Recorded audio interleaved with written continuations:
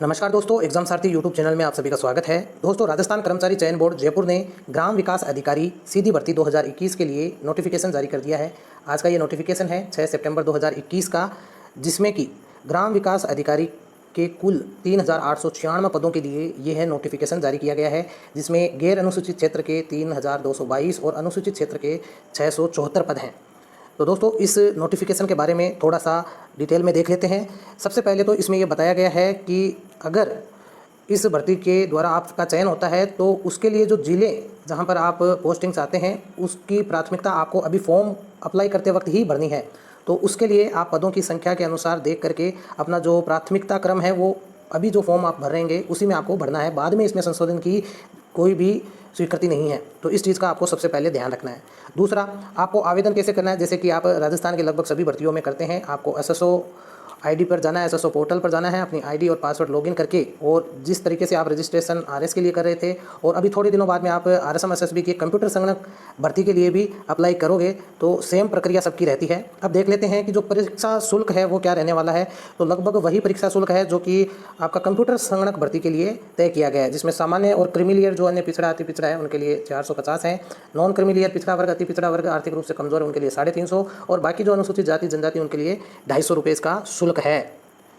इसके अलावा जिन परिवारों की जो आर्थिक रूप से जो कमज़ोर है, जिनकी 2.5 लाख रुपए से कम है वार्षिक आय, सालाना आय, उनका शुल्क भी 250 रुपये ही लगेगा। तो ये तो हो गया परीक्षा शुल्क का। इसके बाद में प्रवेश पत्र इसमें बताया गया है कि आप अपनी ईमेल आईडी और मोबाइल नंबर पर भेजी जा सकती है, और आप जो भी ईमेल आईडी दें वो अच्छे से दें, नंबर भी आप अच्छे से दें, और वेबसाइट जो है आरएसएम एसएसबी की ऑफिशियल वेबसाइट पर एडमिट कार्ड के बारे में जानकारी दी जाएगी। नेक्स्ट इसमें दिया गया है कि जो रिक्त पद हैं ग्राम विकास अधिकारी के, तो इसमें श्रेणीवार और जिलेवार भी वर्णन दिया गया है कि कौन से जिले में कितने पद हैं। तो उसके अकॉर्डिंग आप अपना वरीयता क्रम जो भी आप बनना चाहते हैं वो भरें। जैसे कि गैर अनुसूचित क्षेत्र है, इसमें सामान्य के कितने पद हैं, कुल 47 पद हैं। पिछड़ा वर्ग के कितने हैं, 25 हैं, अनुसूचित के 19 हैं, और अनुसूचित जनजाति के 14 है। तो अब इसमें अलग अलग जिलों के भी पदों के बारे में विस्तृत जो है वो बताया गया है। अब ये अजमेर जिले का जैसे दे रखा है, वैसे आगे अलवर के भी पद दे रखे हैं, बारां बाड़मेर के, भरतपुर के, भीलवाड़ा, बीकानेर, हर एक जिले के जो है पदों की संख्या दे रखे हैं सामान्य वर्ग में, और उसमें भी महिला, विधवा, परित्यक्ता के जो श्रेणीवार पद हैं वो दे रखे हैं। इसी तरीके से पिछड़ा वर्ग, अति पिछड़ा वर्ग में भी अलग अलग जो कैटेगरी है उनके लिए पदों के बारे में डिटेल में दिया हुआ है। तो हर एक ज़िले के अनुसार आप अपने अनुसार चेक करके और फिर फॉर्म को अप्लाई करें, ताकि आपको बाद में कोई असुविधा ना हो, क्योंकि इसमें बाद में कोई चयन जो आप जिलों का चयन करते हैं उसमें कोई भी संशोधन करने की अनुमति नहीं है। तो विशेष योग्यजन उत्कृष्ट खिलाड़ियों के लिए भी जो पद हैं, भूतपूर्व सैनिक वगैरह, वो भी अपने अपने पदों की जानकारी अच्छे से कर सकते हैं। टीएसपी के जो पद हैं ये सारे पद भी आप चेक कर सकते हैं श्रेणीवार, और उसके बाद ही आपको अप्लाई करना है। नेक्स्ट हम देखने वाले हैं कि इसमें क्या विशेष सूचना है, परीक्षा की तिथि के बारे में क्या सूचना है वो भी आपको बताएंगे। यहाँ पर साफ साफ एक चीज़ लिखी है कि पदों में कमी या बढ़ोतरी भी की जा सकती है, तो ये यहाँ पर मेंशन कर दिया है बोर्ड ने।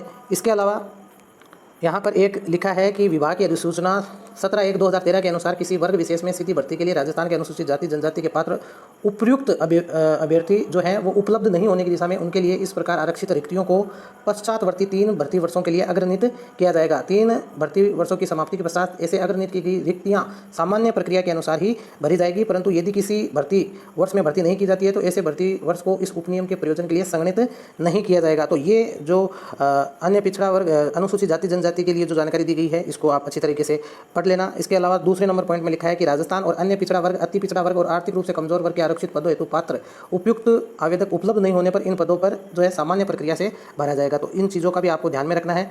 महिलाओं के लिए 30% का आरक्षण है। ये सारी चीज़ें जो है आप पढ़ सकते हैं अपनी कैटेगरी के अनुसार। भूतपूर्व सैनिक जो राजस्थान के उन्हीं को ही सम्मिलित किया गया है, और जो इनमें छूट दी गई है उत्कृष्ट खिलाड़ियों को या भूतपूर्व सैनिकों को कितनी % की छूट दी गई है, 2% की उत्कृष्ट खिलाड़ियों को दी गई है। तो ये अपनी कैटेगरी अनुसार आप जो भी आपकी योग्यता है, ये अलग अलग आपकी योग्यता के अनुसार जो उत्कृष्ट खिलाड़ी हैं वो अपनी चेक कर लें। इसके बाद में ये सारी योग्यताएं होनी चाहिए जो खिलाड़ी के तौर पर, उत्कृष्ट खिलाड़ी के तौर पर अप्लाई करते हैं। विशेष योग्यजन हैं उनके लिए सारी जो कंडीशंस हैं या जो उनकी कैटेगरी वाइज जो छूट दी गई है वो यहाँ पर है, वो भी आप अपनी चेक कर सकते हैं। अब हम बात करने वाले हैं कि वेतनमान कितना रहेगा। अगर ग्राम विकास अधिकारी के पद पर आपका चयन होता है तो आपको पे मैट्रिक्स लेवल 6 निर्धारित किया गया है, और परिवीक्षा काल में मासिक नियत पारिश्रमिक राज्य सरकार के आदेशानुसार क्या होगा, आपको देय होगा। यानी कि कुल मिला के ट्रेनिंग के तौर पर आपको मासिक एक नियत फिक्स्ड अमाउंट जो है वो पारिश्रमिक के तौर पर राज्य सरकार के द्वारा जो तय किया जाएगा वो दिया जाएगा। 2 वर्ष की आपकी परिवीक्षा की अवधि होगी और इसके अतिरिक्त अन्य कोई भत्ते जैसे मकान किराया, महंगाई भत्ता आदि देय नहीं होंगे। तो इस चीज़ को आप यहाँ पर देख सकते हैं, साफ साफ मेंशन किया गया है। अन्य सुविधाएं जैसे अवकाश आदि जो हैं वो राजस्थान सेवा नियमों में जो संशोधित प्रावधानों के अनुसार ही होगा। यानी जो अवकाश वगैरह आप लेना चाहेंगे तो वो नियमानुसार होगा जो राजस्थान के सेवा नियमों में है।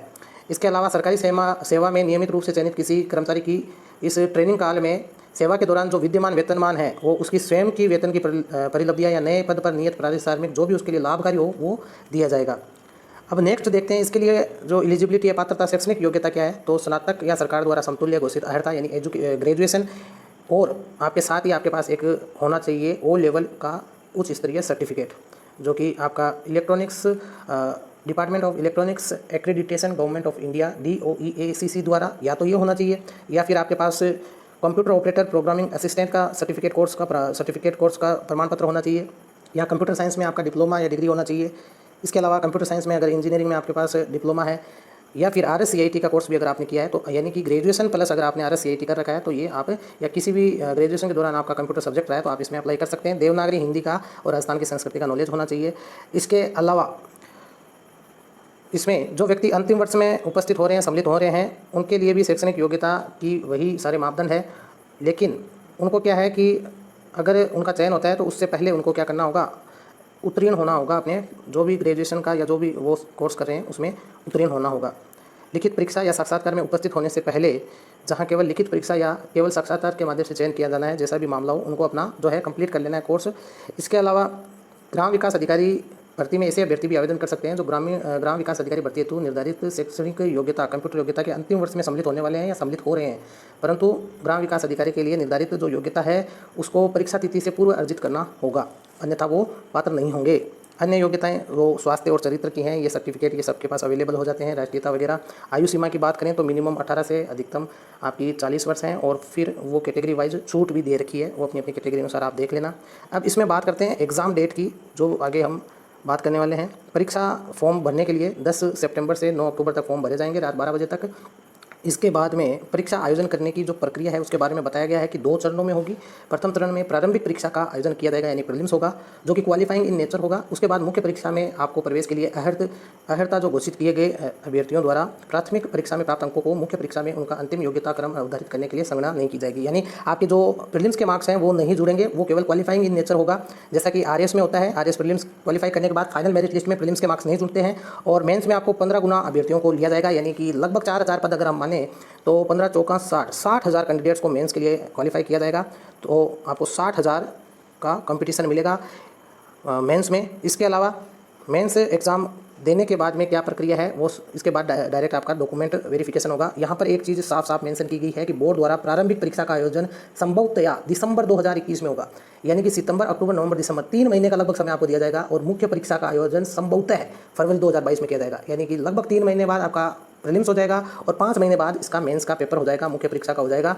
तो इस चीज़ को ध्यान में रखते हुए आपको अपनी तैयारी शुरू कर देनी है। दोस्तों, इस भर्ती प्रक्रिया, इस भर्ती के लिए अगर आपको नोट्स वगैरह की आवश्यकता है तो आप नीचे डिस्क्रिप्शन पर दिए लिंक पर जाकर के ग्राम विकास अधिकारी के लिए नोट्स के लिए इंक्वायरी कर सकते हैं। आपको ग्राम विकास अधिकारी प्लस कंप्यूटर संगणक की अगर आप भर्ती की तैयारी कर रहे हैं तो उसका भी कंप्लीट स्टडी मटेरियल मिल जाएगा, जिसमें कि आपको राजस्थान का कंप्लीट सिलेबस यानी कि आपका जो भी कंप्यूटर संगणक की भर्ती में सिलेबस है वो पूरा कवर हुआ मिलेगा। साथ ही ग्राम विकास अधिकारी का कंप्लीट सिलेबस उसमें आपको मिलेगा। तो पूरे handwritten notes PDF format में मिल जाएंगे, तो ज़रूर इंक्वायरी कर लीजिएगा। तो आपका एग्ज़ाम तिथि के बारे में बात हो गई। आवेदन आपको जैसा कि बताया SSO पोर्टल पर जाकर के आवेदन करना है। सेम प्रक्रिया है जैसे कि अन्य भर्तियों में हम करते आए हैं। इसके अलावा फोटोग्राफ वगैरह, हस्ताक्षर, वही सारे नियम हैं जो कि अमूमन फॉर्म भरते वक्त ध्यान रखा जाता है। अब बात करते हैं कि अन्य जो जानकारियाँ होंगी इससे रिलेटेड वो आपके बोर्ड की वेबसाइट पर मिल जाएगी, या फिर आप हमारे चैनल को सब्सक्राइब कर लें तो यहाँ पर भी आपको अपडेट सबसे पहले मिलेगी। तो दोस्तों, ये सारी अपडेट थी RSM SSB के ग्राम विकास अधिकारी 2021 की भर्ती से रिलेटेड। दोस्तों, वीडियो पसंद आया तो इसे लाइक और शेयर जरूर करें। इसके अलावा आपको स्टडी मटेरियल को लेकर के कोई भी क्वेरी पूछनी है तो नीचे कमेंट सेक्शन में जो पिन किया हुआ आपको लिंक मिल जाएगा या डिस्क्रिप्शन में मिल जाएगा, वहाँ जाकर के आप इंक्वायरी कर सकते हैं। धन्यवाद।